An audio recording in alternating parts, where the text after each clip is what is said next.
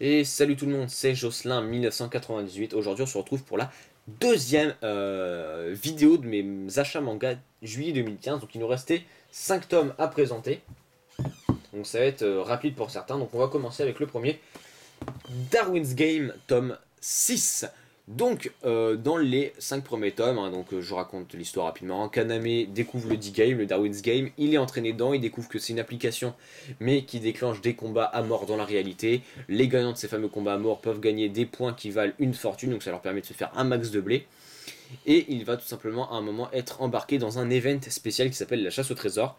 Et dans le tome 5, on apprenait que l'analyste, une fille qui s'appelle l'analyste, enfin c'est son surnom, je sais plus c'est quoi son vrai prénom, avait découvert la solution pour finir le jeu, enfin finir l'event, pardon. Et donc, eh ben, ils vont se rendre, ils vont tout faire pour finir l'event, sauf qu'ils vont tomber sur One, qui est le chef des Eights. Les Eights, qui est le clan le plus sanguinaire de tout le Darwin's Game. Donc ça va être un peu être la merde, mais ils vont finalement réussir à s'en sortir et à finir ce fucking biatch d'événements. Et,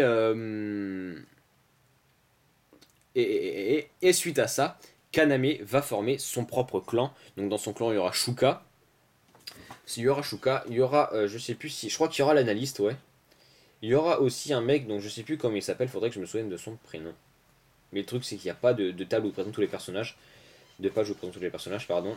Donc, déjà l'analyste, ça s'appelle Rain, donc ça m'a permis d'en souvenir. Enfin, je l'ai vu là. Et le mec, il y aura aussi un autre personnage donc, qui est un petit mec, ou non, c'est une fille. C'est une fille, pardon. On dirait un garçon féminin, mais non, c'est une fille. Qui s'appelle Sui, je crois.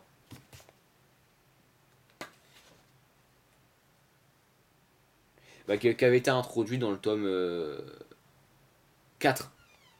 Mais je suis pas sûr qu'il s'appelle Sui, putain. J'arrive pas à retrouver la page où j'explique ça. Bon. Et il y a un mec qui a un costume, c'est une tête de mort. Voilà, c'est ce mec-là. Je sais plus comment il s'appelle, mais il va aussi rejoindre le clan. Et donc ils vont former, donc ça va être un petit clan au début, et ils vont aller voir ce mec, qui est le chef d'un gros clan, pour devenir, on va pas dire s'ils sont son ami, hein, mais pour avoir une alliance entre clans, pour avoir un peu de prestige. Et va arriver un personnage relativement sanguinaire, cette meuf. J'ai oublié son nom, hein,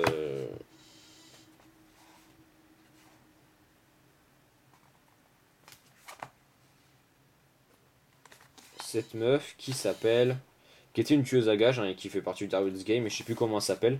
Elle s'appelle Li Xuelan.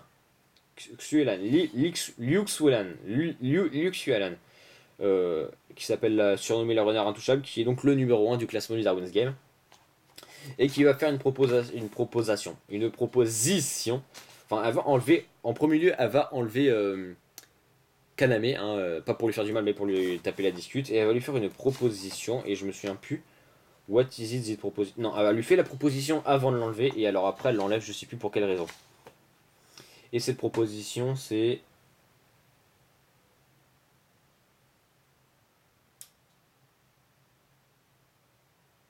C'est.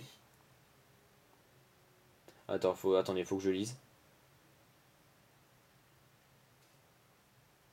Ah oui, en gros, elle lui propose pas d'une alliance, elle lui propose de se mettre sous ses ordres carrément, et Kaname ne veut pas, parce qu'il va dire qu'il a fondé son clan dans un but précis. Voilà, mais il n'en dit pas plus. Donc il refuse, et c'est là qu'elle va l'enlever. Et, et donc après, il va y avoir une. On va voir Kaname, hein, qui a été enlevé. Et il est pas seul à avoir été enlevé. Un membre du clan donc, de notre ami le blondinet là s'est fait aussi enlever. Donc d'ailleurs, on va aussi avoir des flashbacks sur le passé du blondinet. On va apprendre qui il est, voilà son histoire. Donc il s'appelait, ouais, parce qu'il a changé de nom. À la base, il a un nom bien Ruskov. Il faut que je retrouve juste la page où ils le disent.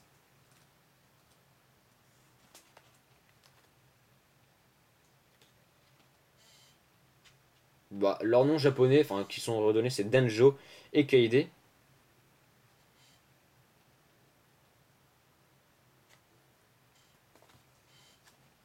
Ils le disent qu'ils sont russes, hein, mais je sais plus c'est quoi leur prénom. Enfin, le mec, je crois qu'ils disent leur prénom à un moment. Et il s'appelle Alexei. Voilà, c'est typiquement russe ça. Et donc, un membre du clan d'Alexei et Kaname se sont fait enlever par la Ligue Liu.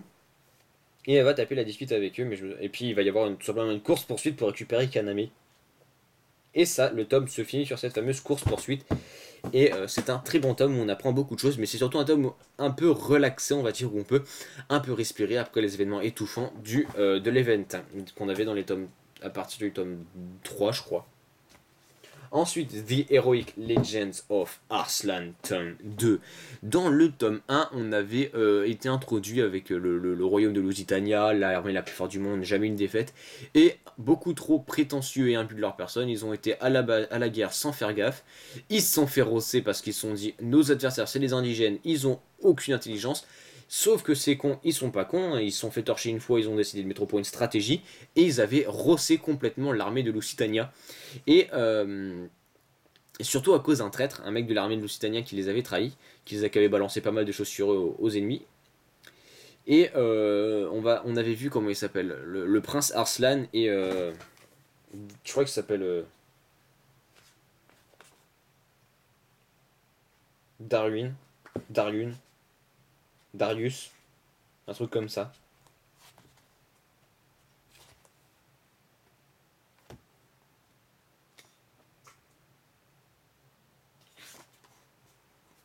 Je crois qu'il s'appelle Darius, mais je suis pas sûr. J'arrive pas à me souvenir de son prénom. Et donc Darius avait fait le serment de protéger Arslan, et donc il va emmener Arslan hors du champ de bataille, il va l'emmener chez Narsus. Narsus qui était en fait un des suzerains d'une des contrées du royaume de Lusitania, qui était un des favoris du roi, sauf qu'un jour ils avaient eu une embrouille, et donc Narsus avait été banni et exilé. Donc il vit en ermite maintenant, il fait de la pointure. Et Darius emmène Arslan là-bas tout simplement pour le mettre en sécurité. Sauf qu'au final, avec il y a l'armée adverse, je sais plus c'est qui sont partout.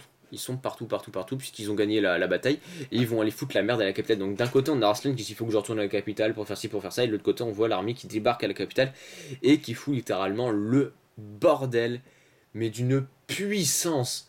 Ils détruisent tout, c'est vraiment des. Enfin, ils montrent que leur victoire est bien écrasante, et donc on voit un peu l'apocalypse de ce final de guerre, hein, où c'en est carrément la fin du royaume de Lusitania qui était jadis prospère.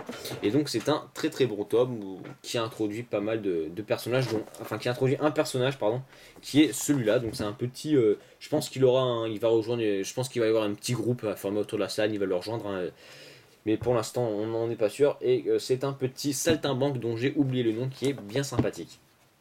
Voilà, voilà. Ensuite, le tome 45 de Fairy Tail. Le tome 45 de Fairy Tail. Donc, dans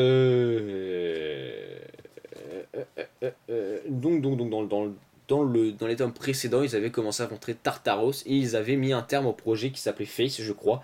Je crois que c'est ça le nom du projet, qui visait tout simplement à, petit spoil, attention, détruire toute la magie sur Terre pour permettre aux membres de la guilde de Tartaros, qui sont, encore une fois, petit spoil, des démons, du livre de Zelef, qui voulait détruire toute la magie dans le monde, tout simplement parce qu'ils n'utilisent pas la magie mais des maléfices, et sans magie, ils seraient les rois du monde. Et ils voulaient créer un monde pour leur maître End.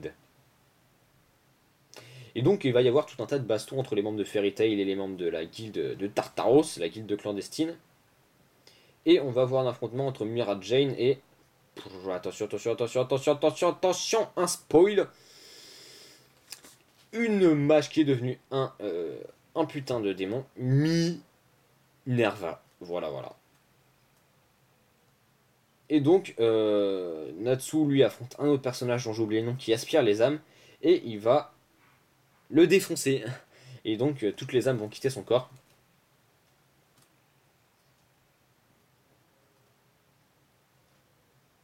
Et donc, il va y avoir pas mal de bastons. On va avoir une petite rétrospective sur l'histoire de Mira Jane et Elfman et Lysana avant et quand ils ont rejoint Fairy Tail, donc pendant sa baston.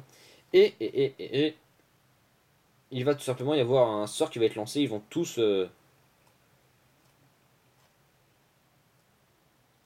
s'endormir. Et Lucie va donc être la seule à ne pas s'être endormie pour une raison que j'ai oubliée. Et elle va donc tout faire pour se battre, donc invoquer ses esprits et tout, ça va être un peu la baston. Et Aquarius va lui dire comment invoquer le roi des esprits. Et donc forcément ça implique quelques sacrifices, et donc il va y avoir un combat entre le roi des esprits et le roi des enfers, qui est le chef de la guilde Tartaros, qui est ce mec. Qui fait un peu tapette d'ailleurs sur les bords. Donc là je vous dirai pas si Lucie gagne ou pas. Et ensuite va s'en suivre quand même pas mal de combats. Et surtout, il va y avoir un combat qui s'annonce qui va être épique. Le combat Grey contre Silver. Car on sait qu'ils ont un lien, mais on ne sait pas lequel. Bon, on suppose tous que Silver c'est un peu le fournisseur en fluide corporel, hein, qui a permis la création de notre ami Grey. Mais rien ne prouve ça, donc voilà, moi c'est une petite supposition que j'ai. Bon, ensuite, Food Wars tome 1. Donc j'avais le tome 2, les tomes 2, 3, 4. J'avais pas le tome 1, je l'ai enfin acheté. Et j'ai pas trouvé le tome 5 qui est sorti le mois dernier. Il va falloir que je le trouve, puisque le mois prochain c'est la sortie du tome 6. Et donc Food Wars, pour ceux qui ne se rappellent pas, c'est tout simplement l'histoire de ce petit personnage qui s'appelle Soma Yukihira. Et Soma Yukihira, c'est tout simplement un collégien qui travaille au restaurant Le Yukihira, donc avec son père. Et il avait décidé qu'après le collège, quand il aurait son diplôme de fin de collège, il irait tout simplement, il n'irait pas au lycée, il continuerait d'améliorer sa cuisine au Yukihira et deviendrait un excellent cuisinier. Sauf que son père va vendre le magasin, va vendre le restaurant, pardon, va partir aux États-Unis. Et il va dire à son fils d'aller à Totsuki, une école de cuisine. Donc lui au début il se dit putain c'est débile, payer pour apprendre la cuisine, mais il va se rendre compte très rapidement une fois Totsuki que c'est un peu élevé comme niveau, puisque sur le lycée, il y a que 10% de réussite au total. Alors c'est assez hardcore, hein, les élèves se font renvoyer par centaines à chaque échec. C'est violent. Et donc on va voir Yukihira qui fait ses premiers cours, ses premières épreuves, quand il intègre l'école, quand il comprend petit à petit tous les fondements de l'école. Enfin, c'était super génial. Et après, il y avait le tome 2, 3, 4 que j'avais acheté. Et le tome 5 que je n'ai pas encore acheté, sachant qu'à côté je lis l'animé et qu'à partir de l'épisode 15 il y a un personnage qui revient et je trouve ça extrêmement énorme. Bon, et pour finir, Sword Art Online Progressive, le tome 1, l'adaptation du light novel Sword Art Online Progressive de Riki Kawara, qui est un spin-off de Sword Art Online, qui reprend l'arc 1 à Aincrad, mais en le modifiant. On va dire que c'est une version alternative de l'arc 1, où on a des personnages... on a une Azuna beaucoup plus indépendante et casse-couille. Et donc, et bon, on a l'histoire, comment en fait, c'est beaucoup sur. Je crois que c'est même Azuna le personnage principal de ce light novel, enfin de ce spin-off. Et donc, on va voir Azuna qui était parti, qui avait décidé, enfin, qui avait acquis pas mal de force et qui refusait de mourir en foutant rien. Donc, elle s'était dit, je vais aller me battre, et puis si je dois mourir en me battant, bah tant mieux. Sauf qu'à un moment, elle va frôler la mort, et c'est Kirito qui va la sauver. Et ensuite, il va lui proposer d'aller enfin, de le rejoindre dans une certaine durée, on va dire, tu as, viens tel jour. Parce qu'il y a une réunion en fait, tout simplement, c'est la réunion qu'on voyait dans le premier épisode, le premier tome du roman aussi, hein. Une réunion tout simplement pour aller se fighter contre les boss du premier palier. Donc avec toujours hein, les mêmes emmerdeurs qui disent oh putain, les bêta-testeurs c'est des connards et tout et tout. Et donc ils vont se revoir, Kirito et Azuna. Bon, Azuna est toujours fière, non, je refuse de me battre avec toi, petite merde, arrête de m'approcher. Mais finalement, ils vont former un duo et ils vont se fighter. Donc dans ce tome, ils vont se fighter tout simplement contre le boss. Ils vont découvrir que le boss n'est pas comme dans la version bêta et donc ça va forcément faire quelques légers dégâts. Et je crois que le tome se finit. Non, le tome se finit sur la mort d'un personnage qui était important pour cette. Bah, c'est celui en fait qui avait été à l'origine de la réunion hein, pour fight le premier boss. Et il s'est fait latter parce qu'il n'avait pas fait gaffe que le boss de palier ne répondait pas à toutes les descriptions de la version bêta. Et il va dire je compte sur vous pour la suite à la fin du tome pour que ses amis puissent tout simplement euh, gagner. Et donc voilà, c'est la fin de cette présentation. Ouais, c'est lourd. D'ailleurs, j'ai perdu un truc. Non, il est là. Donc voilà. hop, les 28 tomes de ce mois-ci. Plus, hop, un petit collector, hop, un petit Fairy Tail Magazine, hop, un petit Paper Toy que vous ne voyez pas beaucoup, mais c'est pas grave. Et donc, rappel des tomes de ce mois-ci: Assassination Classroom tome 9, Dragon Ball tome 1 à 10, puis 12, 13, 16, Tokyo Ghoul tome 12, Hunter tome 14, 15, 17, Axel War tome 2, World Trigger tome 6, Ultraman tome 1 et 2, L'Attaque des Titans tome 14, Darwin's Game tome 6, Les Chroniques, The Heroic Legend of Archlight tome 2, Fairy Tail tome 45, Food Wars tome 1, Sword Art Online Progressive tome 1, le Fairy Tail Magazine volume 3 que je vous présenterai dans une vidéo à part entière, et l'édition collector du tome 9 avec le Paper Toy. Donc sur ce, si cette seconde vidéo vous a plu, n'hésitez pas à laisser un pouce vert et un commentaire.